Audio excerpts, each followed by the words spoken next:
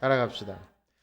오늘은 종려주일입니다. 성탄절에는 메리 크리스마스를 하고 부활절에는 예수님 부활하셨습니다. 이렇게 하지만 종려주일은 딱히 그렇게 인사할 말은 없는 것 같습니다. 그래서 종려주일의 기원을 좀 말씀드리면 우리가 오늘 읽은 본물처럼 예수님이 십자가에 달리시는 이 마지막 한 주를 보내시기 위해서 예루살렘에 입성하시는데 그날 선지자 스그랴의 예언대로 예, 그 어린 나귀를 타고 입성하시고 사람들은 호산나 외치면서 종려나무를 가지고 흔들었던 그날을 기념하는 것이죠. 이 사건은 우리가 복음서라고 알고 있는 마태, 마가, 누가, 요한 그 사복음서 모두에 등장합니다. 21장, 11장, 19장, 12장 그렇게 등장해요. 그래서 물론 역사적으로도 당연한 것이겠지만 이 사건은 중요한 일이다.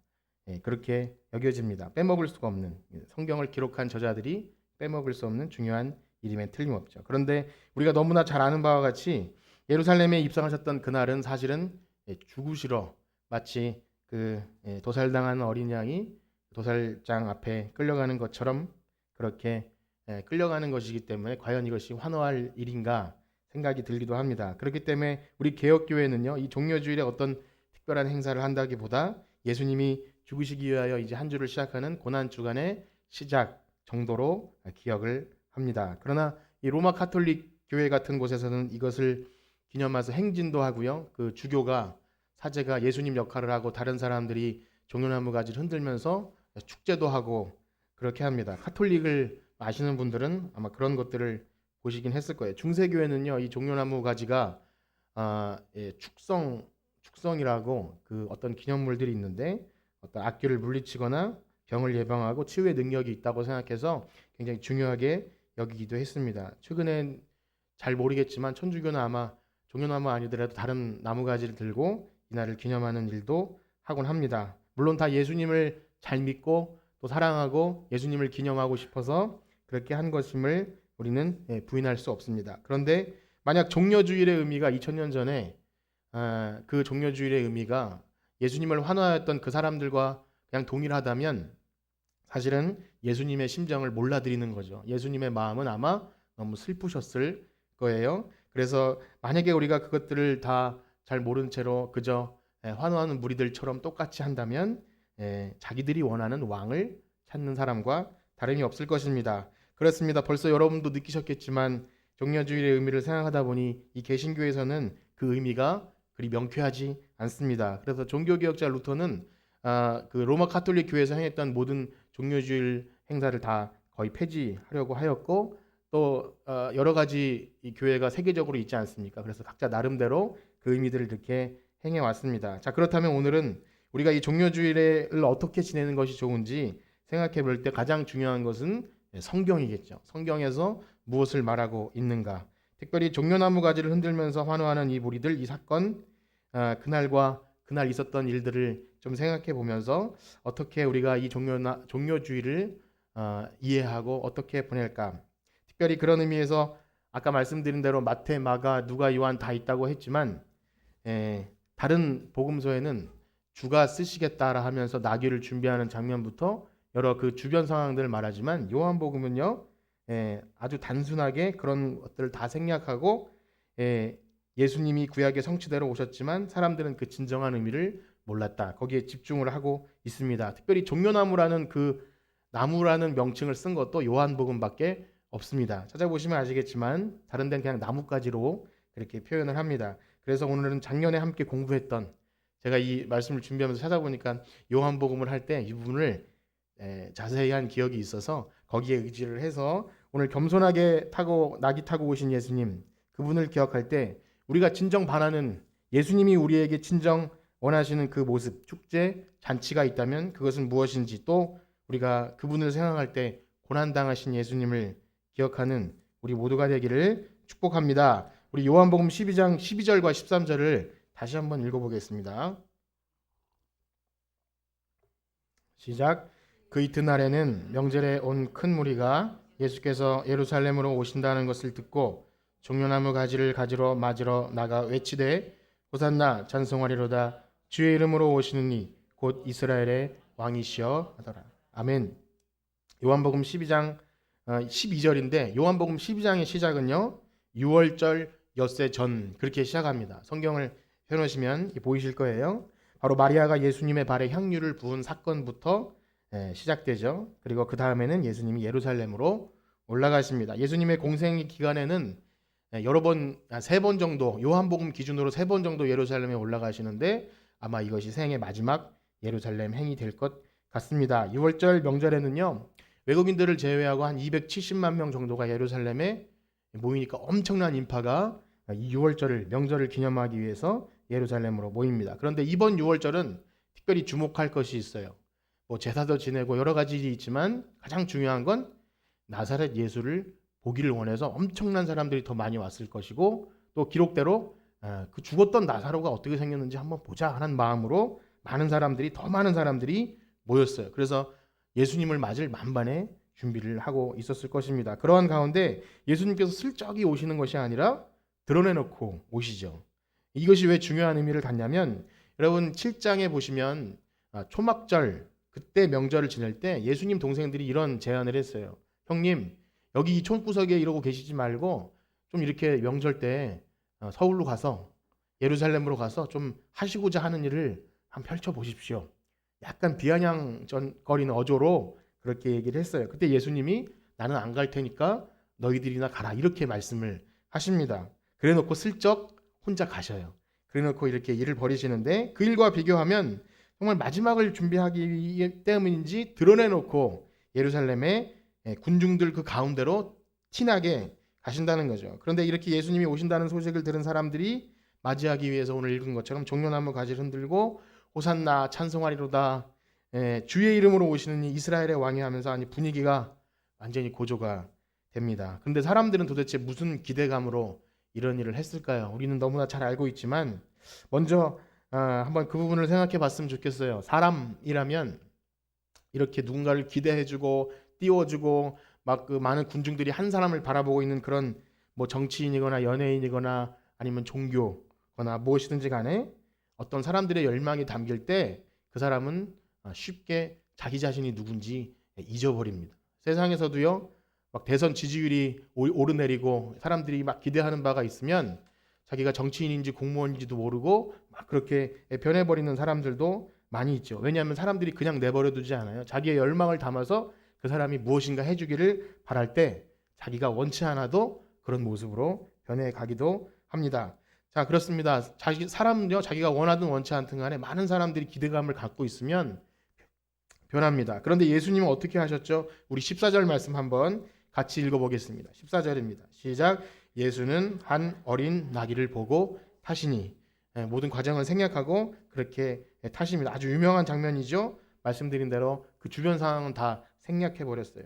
그리고 의도적으로 종려나무 가지를 흔들며 호산나를 외치는 무리를 등장시킨 이후에 그 다음으로 예수님께서 한 어린 나귀를 보고 타셨다, 이것만 강조점을 두고 있습니다. 성경의 저자들이 자신이 중요하다고 생각하는 것을 이렇게 드러내죠.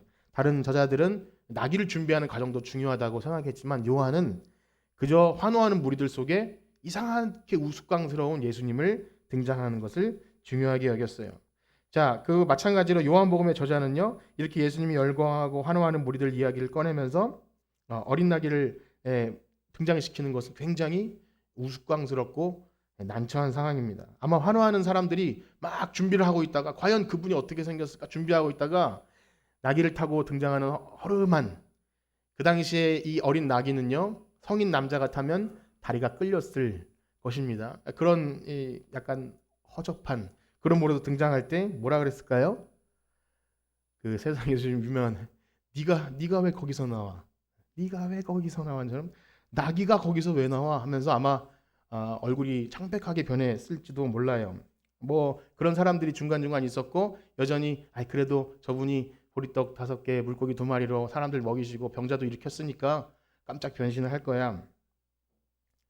여러분, 예수님이 왜 그러셨을까요? 물론 바로 이후에 15절에는 그 이유를 제시해주고 있습니다. 답을 제시해주고 있죠. 그러나 누구도 그 사실을 깨닫지 못했습니다. 이 복음서를 기록하는 요한조차도 그 이후에 이 일을 깨닫게 됩니다. 그래서 우리도 그 답을 먼저 보시기 전에 지금 예수님께 호산나 외치는 사람들의 그 기대감이 무엇이었는지를 좀 생각해 볼 필요가 있는데요.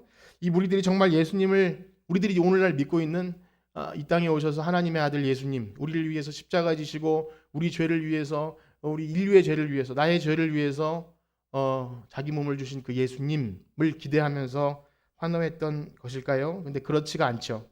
사실 종려나무 가지는요, 이 6월절이 아니라 초막절과 더 관련이 있고, 특별히 이 이스라엘에게 그 역사적 배경이 있습니다. 한번 기억력을 떠올려 보시면 요한복음 10장에는 수전절이라는 절기가 있었어요. 사실 수전절은 구약에 나온 절기가 아니라 이스라엘 민족 그 역사에 생겨난 절기, 우리나라의 마치 뭐 광복절처럼 아주 중요한 사실이 있는데 성전을 깨끗하게 하는 절기였어요. 왜냐하면 이방 민족 그 안티오쿠스 에피파네스 4세라는 그 이방 왕이 성전을 더럽힙니다. 막 돼지 피로 그들이 그렇게 순결하게 생각한 성전을 더럽혀서 완전히 자존심도 상처를 받고 민족도 다 너무나 슬픈 가운데 이 마카비라는 그런 사람이 혁명을 일으켰는데요.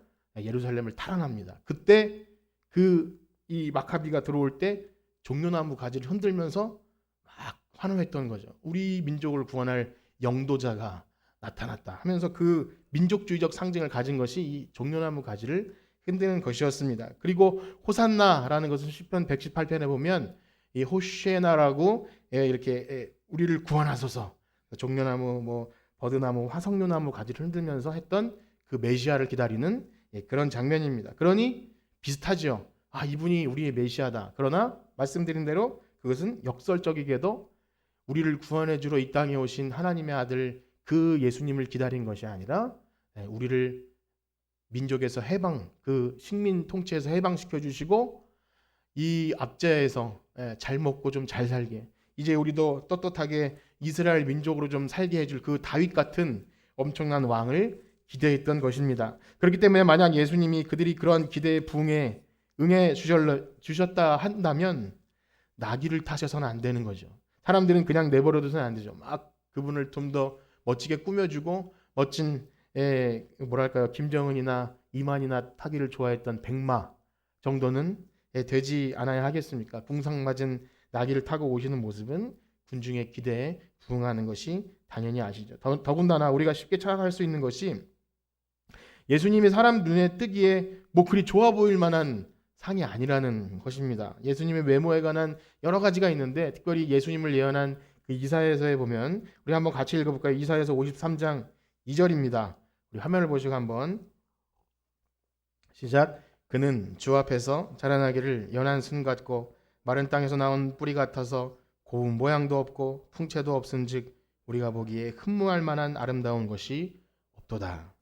우리가 흔히 우리가 생각하는 예수라는 영화에 보면 그 서양인들이 만들어서 그렇지 파란 눈에 금발 그런 분이 아니세요. 굉장히 30살쯤 됐는데 50살쯤 돼 보이는 허름한 얼굴에 햇빛에 그을린 목수 출신의 그런 시골 아저씨 같은 그런 분이셨다는 거죠. 그런 예수님께서 별로 꾸미지도 않으셨을 것은 당연한데 창피하게도 조도 안 타는 요즘날 차는 그 사람의 신분을 그래도 얘기해 준다고 해도 부정할 사람은 없겠죠. 네.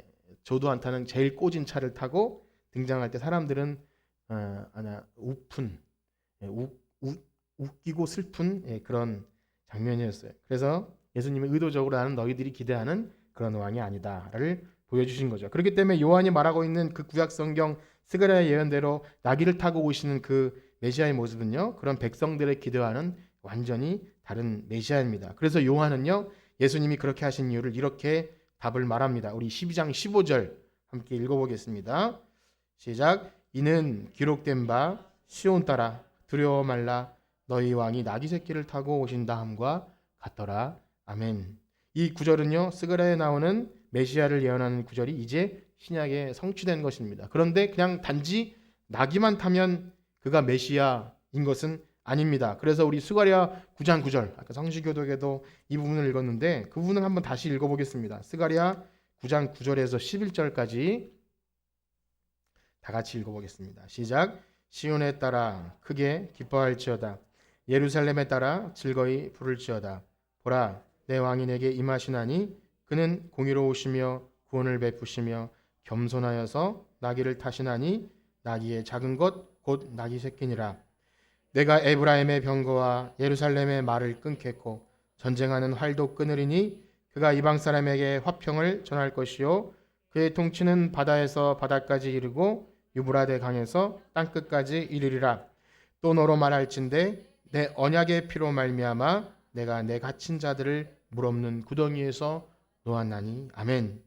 우리가 겸손하셔서 나귀를 타시는 것은 익히 들은 바 있지만 그 뒤에 부분 보시면 에브라임의 병거와 예루살렘의 말을 끊겠다고 하죠. 의도적으로 그런 말 등장시키시면서 그 무력으로 전쟁으로 이기는 그런 승리의 세상 왕이 아니라는 거죠. 언약의 피 무엇입니까? 바로 예수님의 피죠. 그러니 복음을 이야기하고 있는 겁니다. 나귀를 타고 등장하시는 예수님은 세상에 우리들에게 그런 물질적인 또한 나라에서 다른 나라와 비교해서 정말 부러울 것 없는 그런 대단한 나라를 만드시는 그런 것이 아니라 예수님의 피로 말미암아 진정한 자유, 전쟁을 끊는 그런 복음 이야기를 하고 있죠. 어떠십니까? 여러분 예수님 하라고 하는 이 군중들의 지금 이러한 것을 기대하면서 예수님을 맞이했던 걸까요? 그렇지 않죠. 방금 말씀드린 대로 그 로마의 압제하에서 우리를 구원해줄 세상에 힘 있는 왕을 구했던 겁니다. 그러니 완전히 헛기대하고 있는 거죠. 동상이몽. 그래서 일주일도 지나지 않아서 조금 있다가 예수님이 그렇게 입성하시고 전혀 다른 모습으로 변하지 않고 오히려 잡혀가고 끌려가시니까 화나했던 무리들은 예수님을 십자가에 못 박으라고 이제는 완전히 성난 군중으로 변해버립니다. 자, 그러면 제자들은 그런 예수님이 하시는 모습을 보고 알고 있었을까요? 아, 예수님 저러는 모습은 분명히 그 십자가의 길을 걸어가시는 것이다. 근데 그렇지가 않은 것 같습니다. 우리 16절 말씀 다시 한번 요한복음으로 돌아와서 12장 16절 말씀 읽어보겠습니다. 시작. 제자들은 처음에 이 일을 깨닫지 못하였다가 예수께서 영광을 얻으신 후에야 이것이 예수께 대하여 기록된 것임과 사람들이 예수께 이같이 한 것임을. 아멘. 제자들은 그 당시에 몰랐어요. 그리고 언제 이것을 깨닫느냐? 영광을 얻으신 후에야. 영광을 얻으셨다는 것은 도대체 어느 때를 얘기하는 걸까요? 그거랑 아주 똑같은 흡사한 구절이 있는데 요한복음 2장에 이런 구절이 나옵니다. 요한복음 2장 22절인데요. 제가 한번 읽어드리겠습니다. 죽은 자 가운데서 살아나신 후에야 제자들이 이 말씀하시는 것을 기억하고 성경과 예수께서 하신 말씀을 믿었더라. 아멘. 영광을 얻으셨다는 것은 뭐죠?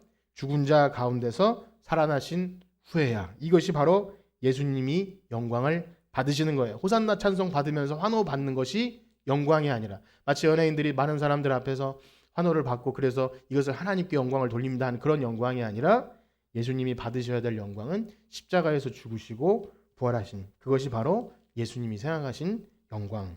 제자들이 그 이후에야 예수님의 뜻을 알았다는 것입니다. 그렇습니다. 제자들도 몰랐고 지금 예수님께서 예언하신 그 전쟁을 끊어버리고 언약의 피로 평화를 주시러 오신 예수님은 꿈에도 생각하지 못하고요. 제자들조차도 기억하실 것입니다. 어머니가 와서 우리 아들 두 아들 나중에 이 나라를 얻으시면 좌편에 우편에 그러니까 다른 제자들도 막 화를 내면서 어찌 그렇게 할 수 있느냐 하면서 나름 이 예수님이란 분이 우리를 나중에 크게 이렇게 해주실 것이라는 그런 기대들도 역시 제자들도 갖고 있었던 것이죠. 저는 오늘날 우리가 예수님을 믿고 교회에 다닌다고 하지만 여전히 그러한 헛된 기대들로 우리의 그런 믿음의 내용을 채우고 있는 것은 아닌가 우리는 생각해 봐야죠. 그것은 바로 내가 만들어낸 하나님이죠. 내가 기대하고 부응해서 하나님은 이 정도 되셔야 됩니다. 우리가 예수님을 믿고 교회에 나오면 죽은 이후에 천국 가는 것은 우리가 알아요. 그 정도는 우리가 믿죠. 그러나 그보다 더 중요한 것, 아니 다른 것이라고 말하지만 더 중요하게 여기는 것, 예수님을 잘 믿었다면 그 믿음의 결과는 어떠해야겠는가를 은근히 기대합니다. 그래서 은근히 머리가 될지언정 꼬리가 되지 않는 것, 또 믿는 사람이라면 그 자녀와 또 직장과 배우자나 모든 그 주변의 친척들까지도 잘 돼야 저 사람 예수 믿는 사람들 때문에 우리가 잘 된다. 물론 들으면 굉장히 기분은 좋지만 또 대단한 것도 아닌 소박한 것이지만 건강과 아주 소박한 것이지만 그러나 그런 생각이죠. 우리를 그토록 사랑하신 예수님이라면 우리가 이 정도 요구하는 것 괜찮지 않습니까? 이 정도 안 들어주시는 분은 아니지 않습니까? 라고 하나님이 그렇게 하셔야 된다고 요구하는 것. 그러나 주님은 굳이 우스꽝스러운 모습으로 나귀를 타신 것이죠. 그렇다면 우리가 예수님을 믿기 때문에 나타나는 믿음의 결과들, 그 모습들은 어떤 것일까요? 아까 전에 처음에 요한복음 12장이 그 향유를 부인 그 여인으로 시작한다고 하지 않았습니까? 바로 그 향유를 부인 여인을 우리가 떠올릴 수밖에 없는데, 값비싼 향유를 예수님의 발에 붓고도 조롱을 당합니다. 그 여인은 옆에 있는 제자들에게 막 조롱을 당해. 사실은 그것은 예수님의 장례를 준비하기 위한 그 여인의 어떤 참 뜻깊은 헌신이었는데 조롱을 당합니다. 그러나 조롱당하는 속에서도 예수님을 기억해내는 것. 특별히 예수님의 말씀처럼 나를 따르려거든 자기를 부인하고 자기 십자가를 져야 한다. 이것이 예수님을 따르는 길임에도 불구하고 아무도 그 길로 가지 않으면서 살죠. 그러나 믿음의 결과는 바로 예수님의 길을 따르는 것입니다. 그래서 사도들은요, 주님의 이름으로 고난받는 것을 당연히 여겼고, 우리가 주님께 구원의 은혜를 받은 것은 그를 믿을 뿐만 아니라 고난도 받는 것이라, 그렇게 여기면서 그리스도의 남은 고난을 내 육체에 채운다고 그렇게 고백합니다. 그것이 기독교가 무슨 어떤 자학을 하고 고행을 해서 얻어지는 그런 종교라는 것이 아니라, 예수님을 진정 믿는다면 이 세상의 행복과 또한 잘 되는 길을 따라가는 것이 아니라 주님 걸어가신 그 겸손의 길을 따르는 것이 기독교의 핵심 진리라는 것이죠. 그러나 이 복음의 진리를 제대로 알지 못할 때 오늘 예수님께 대한 헛된 기대들을 가지고 호산나를 외칩니다. 우리가 주님을 찬양하고 영광을 돌리는 그 이면에 과연 그 2000년 전에 그들이 품었던 마음들이 우리에게 없는지 우리는 살펴봐야 합니다. 내가 기대하는 믿음의 결과들을 줄 수 있는 기독교를 만들어내죠. 그러나 그런 헛된 기대들로 하여금 열심히 종교 생활을 하잖아요. 그러면 그 결과들이 나오지 않을 때 실망합니다. 실망하고 다른 곳에서 내가 기대했던 것들을 얻을 수 있다면 그것으로 가고 언제든지 신앙을 버릴 수 있게 됩니다. 또한 이 복음의 진리를 제대로 알지 못할 때 많은 신자들이나 목사님들이나 종교제자들을 우상화시키기도 합니다. 오늘 예수님조차도 거부하셨던 그것을 사람들을 그렇게 환호하고 마치 아론이 금송아지를 만들어낸 것처럼, 이스라엘 백성의 그 성화에 못 이겨서 금송아지를 만든 것처럼 그렇게 자기가 신격화되기도 하고, 또 그런 대단한 종교 지도자나 목사님 그런 분을 향해서 열광하면서 우리가 그렇게 나도 그렇게 되는 양 그렇게 착각하기도 하죠. 그러면 인간 지도자인 이 목사님들이나 사역자들은 그걸 철저하게 배격해야 되는데, 서두에 말씀드린 것 같이 내가 무엇인가 된 양 그렇게 착각합니다. 거절하지 못하고 그렇게 도취가 되어서 자신을 신격화하죠. 예수님을 따라가게 만들어야 되는데 자기를 따라가게끔 만드는 그런 십자가의 원수로 행하게 되기도 합니다. 사도행전에 보면요, 그토록 많은 기적을 행한 사도들도요, 사람들이 자기들의 병을 고쳐주니까 막 그 바울과 바나바를 제우스 신이다, 또 헤르메스 신이다 이렇게 하니까 막 옷을 찢으면서 절대 그렇게 행하지 말라. 이것은 하나님이 하신 일이지 우리가 한 것이 아니다. 그렇게 하는데 오늘날 우리가 무엇이 됐다고 내가 조금이라도 뭔가 하나님과 관련된 일로 인해서 영광 받을 만한 일이 있으면 주님께 영광을 돌리지 못하고 사람이 받으려고 하는 일, 그런 모든 것들이 우리가 헛된 기대와 또 믿음의 결과들을 오해했기 때문이 아닌가 그렇게 생각합니다. 그래서 이 종려주의를 지내면서 예수님을 더욱 깊이 생각하기를 축복합니다. 아무 흠모할 것도 없는 풍채도 없고 세상 사람들이 봐서 정말 허름하고 못생겼다, 저런 것에서 어찌 선한 것이 나올 수 있을까 하시는 그분이지만, 그러나 그분은 높은 데로 마음을 두시지 않고 고아나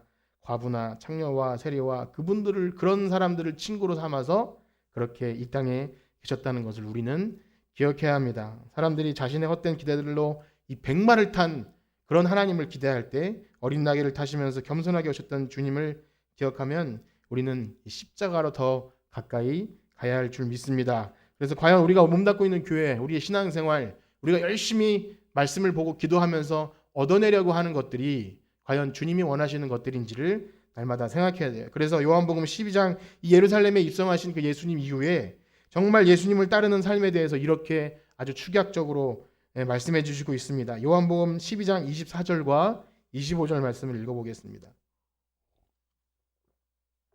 요한복음 12장 24절 25절 시작. 내가 진실로 진실로 너희에게 이르노니 한 알의 밀이 땅에 떨어져 죽지 아니하면 한 알 그대로 있고 죽으면 많은 열매를 맺느니라.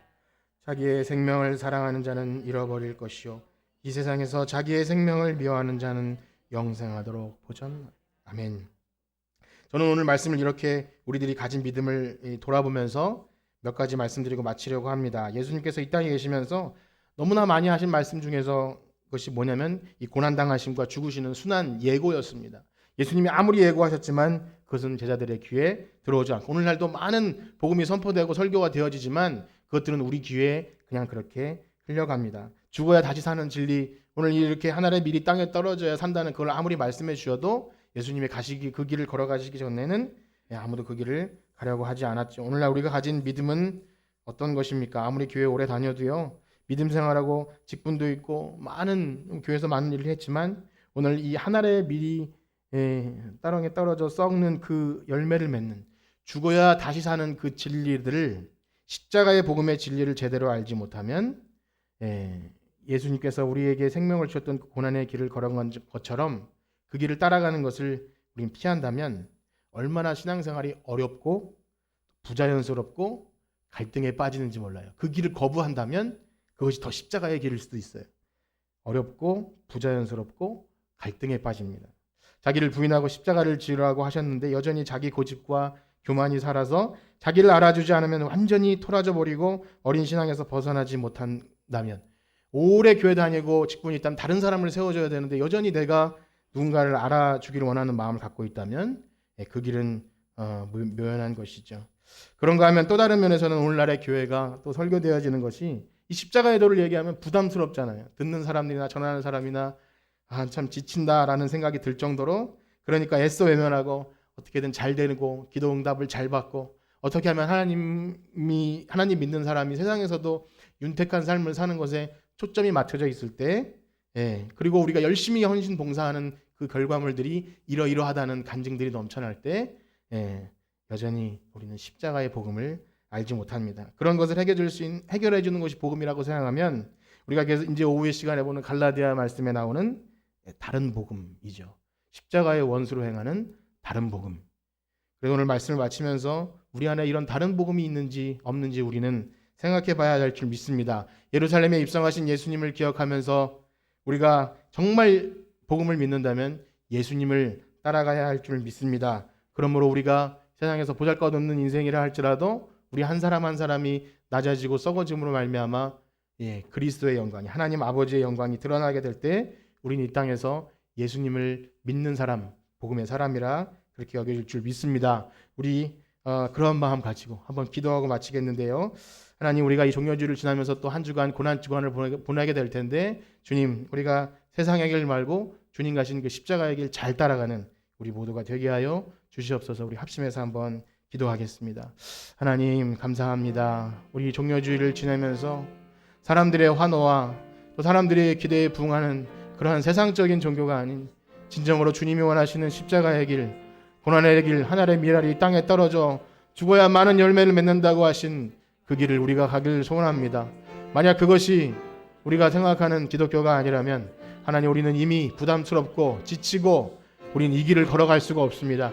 그러나 우리가 참 복음으로 예수 그리스도의 십자가로 말미암아 새 생명을 얻었고 참 자유를 얻었고 영원한 생명을 얻었다면 우리가 지신 십자가는 세상과 비교할 수 없는 주님이 주신 그 십자가임을 믿고 그것을 따라갑니다. 하나님, 우리가 이 땅에 살아가면서 예수님을 신령 믿었다면 주님 걸어가신 길을 따라가길 소원합니다. 이 종려주의를 지내고 한 주간 고난 주간을 보낼 때 주님 기억하여 주셔서 예수님을 더 묵상하게 하시고 우리를 위하여 이 땅에 오신 겸손하게 낙에 타고 오신 예수님을 기억하는 우리 모두가 되게 하여 주시옵소서. 주님 감사합니다. 예수님의 이름으로 기도드립니다. 아멘. 이 시간에 준비하신 봉헌